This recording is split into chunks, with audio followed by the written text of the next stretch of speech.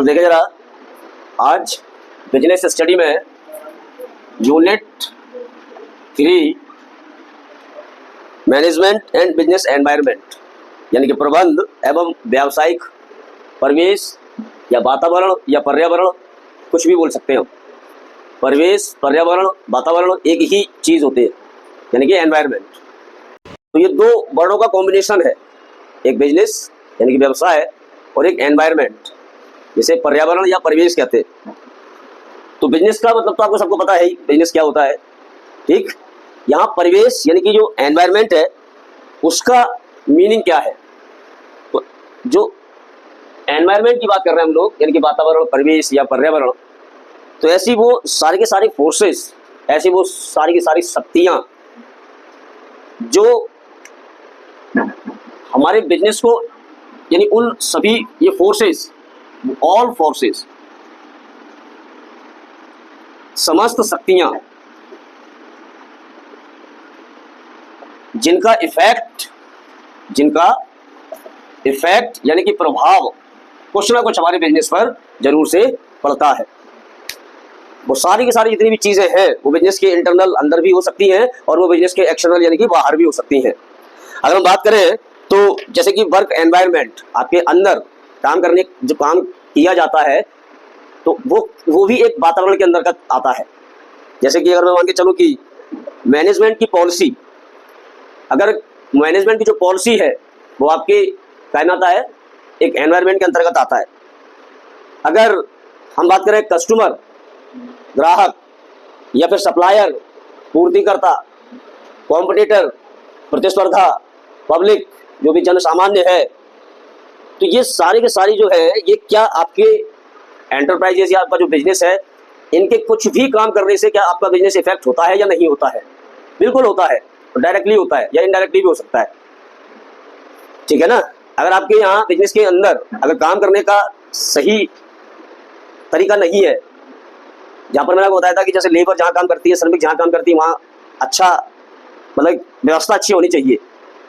वहाँ उनको काम करने में ऐसा ना लगे कि हम यहाँ पर ज़्यादा से ज़्यादा काम नहीं, ज़्यादा से ज़्यादा टाइम तक काम नहीं कर पाएंगे, कुछ टाइम के बाद ही उनको वहाँ पर घुटन महसूस होने लगे। अगर तो काम करने का जो जहाँ पर भी वो काम कर रहे हैं तो उस जगह का जो पूरा प्लेस है, तो वहाँ पर अगर मान लो लोगों में कोऑर्डिनेशन है, लोग एक दूसरे की हेल्प के साथ काम करते हैं, शुद्ध हवा मिलती है वहाँ पर, शुद्ध पानी मिलता है वहाँ पर, ठीक, लाइट की अच्छी व्यवस्था है, रोशनी की अच्छी व्यवस्था है, तो हम कह सकते हैं कि वहाँ जो वर्क एनवायरनमेंट है ना यानी कि कार्य का जो वातावरण है वो अच्छा है वहाँ पर, ठीक है ना। मैनेजमेंट पॉलिसी, क्या मैनेजमेंट की पॉलिसी जो प्रबंधक की नीति होती है क्या वो बिजनेस को इफेक्ट नहीं करती? करती है। पॉलिसी मतलब रूल्स, एक तरीके से काम करने का तरीका क्या होगा, क्या क्या नियम बनाए जाएंगे। तो जब मैनेजमेंट अपनी पॉलिसी बनाता है तो उससे भी हमारा बिजनेस क्या होता है, इफेक्ट होता है, ठीक। एम्प्लॉयर और एम्प्लॉय के रिलेशन, नियोक्ता और कर्मचारी के जो संबंध है क्या वो बिजनेस को इफेक्ट नहीं करते? करते हैं। अगर एम्प्लॉयर और एम्प्लॉय या वर्कर कह दो आप, जो नियोक्ता है और जो श्रमिक है इनके बीच में अगर रिलेशनशिप अच्छी नहीं है तो हमारा बिजनेस इफेक्ट होगा, प्रभावित होगा, ठीक है ना। आपके बिजनेस के अंदर जितने भी लोग हैं उनके बीच का कोऑर्डिनेशन, समन्वय, ये आपके बिजनेस को बहुत इफेक्ट करता है यानी कि तालमेल। अगर आपके जो भी एंटरप्राइजेस है, जो बिजनेस है, वहां पर कोई भी सहयोग की भावना नहीं है, गुड फेथ नहीं है, हेल्पफुल होकर के काम नहीं करते हैं, यानी कि उनके बीच हार्मोनी यानी कि तालमेल मिलाकर के काम नहीं करते हैं, मींस कोऑर्डिनेशन में काम नहीं करते, वहां पर आपका जो बिजनेस है वो इफेक्ट होगा।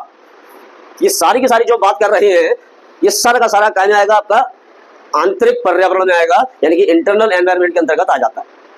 तो ये ऐसी फोर्सेस है, ऐसी शक्तियां हैं जो बिजनेस के अंदर होते हुए बिजनेस को इफेक्ट करती है। बिजनेस कैसे इफेक्ट होता है, या तो उसका कुछ प्रॉफिट होगा या फिर उसका कुछ नुकसान यानी कि लॉस हो जाएगा, ऐसे बिजनेस तो इफेक्ट हो जाता है। अच्छा काम करने का तरीका है, पॉलिसी अच्छी बनाई है, सबको पसंद है, सब उस पर काम करते हैं तो फायदा होगा। पॉलिसी इस तरह की बनाती है जिसमें वर्कर्स को बहुत प्रॉब्लम आ रही है या पैसा ज्यादा खर्च हो रहा है तब नुकसान हो जाएगा, लॉस हो जाएगा, तभी बिजनेस इफेक्ट हो जाएगा हमारा। एम्प्लॉयर और एम्प्लॉय के बीच में अगर आपके रिलेशन अच्छे नहीं हैं तब भी बिजनेस इफेक्ट होगा, अच्छे हैं तो बिजनेस बहुत अच्छे तरीके से रनिंग करेगा, और अगर रिलेशन अच्छे नहीं हैं तो फिर वहां पर मनमुटाव, तनाव की स्थिति बनी रहेगी और काम अच्छे से नहीं होगा, ठीक है ना। ऐसे ही कुछ एक्सटर्नल एनवायरनमेंट भी होते हैं यानी कि जिसे हम लोग बाहरी या वातावरण भी बोलते हैं।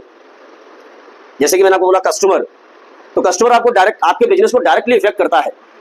अगर कस्टमर आपके यहाँ आना ज्यादा चालू कर देगा तो आपको ज्यादा प्रॉफिट होना चालू हो जाएगा, कम कस्टमर आना चालू कर देंगे, कम हो जाएंगे, तो आपको लॉस होना चालू हो जाएगा। डायरेक्ट इफेक्ट कर रहा है। सप्लायर सप्लाई टाइम पर और बेस्ट रॉ मटेरियल सप्लाई करता है तो आपको फायदा होगा, और अगर वो टाइम पर सप्लाई नहीं करता है या अच्छा रॉ मटेरियल सप्लाई नहीं करता है, अच्छी मशीन सप्लाई नहीं करता है, तो फिर आपको नुकसान होगा।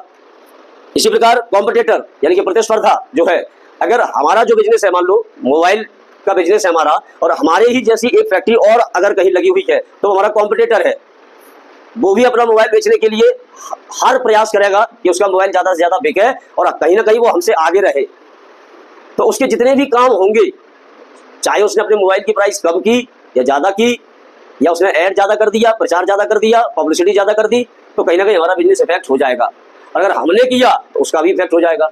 तो हमारे लिए वो हमारा एनवायरनमेंट है और उसके लिए हम उसका एनवायरनमेंट यानी कि वातावरण या परिवेश बन जाते हैं। उसी प्रकार पब्लिक, तो पब्लिक भी हमारा क्या होती है, पब्लिक से भी हम लोग क्या होते हैं, इफेक्ट होते हैं, या हम लोग मतलब बिजनेस इफेक्ट होता है। तो यहाँ पर बिजनेस एनवायरनमेंट का मतलब क्या हुआ कि ऐसी वो सभी शक्तियां जिनका प्रभाव हमारे बिजनेस के व्यवसाय के संचालन पर पड़ता ही पड़ता है, यानी कि इफेक्ट, वो ऑल फोर्सेस, इंटरनल और एक्सटर्नल, आंतरिक शक्तियां और बाहरी शक्तियां जिनका प्रभाव हमारे बिजनेस पर पड़ता है, तो वो सब क्या कहलाता है, बिजनेस एनवायरनमेंट कहलाता है।